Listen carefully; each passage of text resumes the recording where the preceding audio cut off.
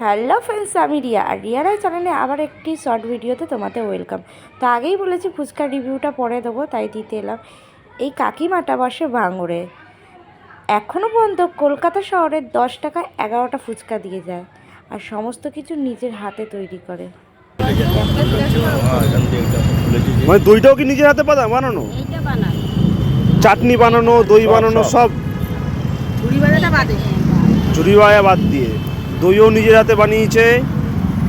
জলপাইয়ের চাটনি, জলপাই আম মিশানো।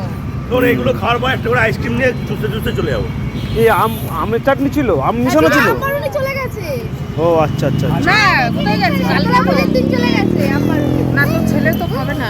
এই পরশুদিন চলে তো শুনলে তো কাকিমা সব কিছু নিজে তৈরি করে, আর আলু মাখাটা জাস্ট দুর্দান্ত ছিল, আর ফুচকাগুলো মচমচে ছিল।